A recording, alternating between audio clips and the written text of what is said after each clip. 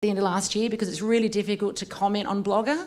Within one blog post on my new blog, I had five comments in the first day, which I'd usually get a month, because it was really hard to access. So this is a blog post. I was in Vienna recently, and that's a professional blog post. Being grateful, got the ambassador to do a selfie.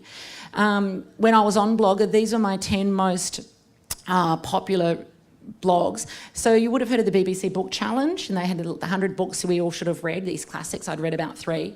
And I decided I'd do an Indigenous and Aboriginal and Torres Strait Islander list of books.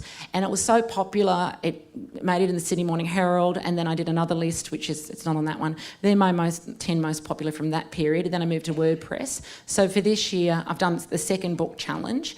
And you can just, I can't go through all those, but basically they're nearly all book industry related. I have guest bloggers, which means cross-fertilisation. I get guest bloggers. I had Black American writers blog for me during Black History Month, so I get their readers. My readers get a diverse voice. I have guest bloggers do their gratefuls during Reconciliation Week, NAIDOC Week. I've had lots of authors. Happy to have anybody in the room to guest blog for me their 5 gratefuls or do a blog post about the summit. Then I've got content, that's great. In 2008, a university student at Newcastle, Emma Joel, said, "Can I set up a fan page?" She was doing a PhD on my novels. I said, sure. But when she posted things out, it sounded like I was saying it. So it would come up as, "Did Anita look great on TV this morning?" I go, yeah, that's got to stop. So I manage that now.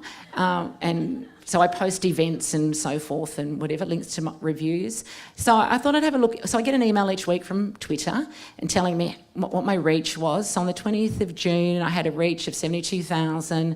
You can see that, 454 retweets. And I posted, I was really annoyed watching the news. And actually it was our own media who kept talking about the RDA and how minorities were up in arms about their changes. And I was like, I know lots of white Australians who aren't happy about it.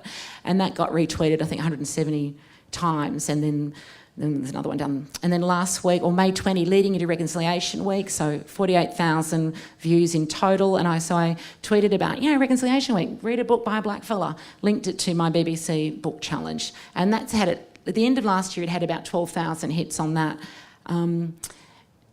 Or really quickly, I got an email from a library in Western Australia last week saying that they've got 5 libraries coming up for NAIDOC Week using the book challenge and big displays in their foyers and everything, which means hundreds of people will walk past and hopefully then go into the library and borrow one of the books, and they've bought all the books on the list. So this is great. I don't make any money out of this. I just want people to read books by brown people, preferably mine.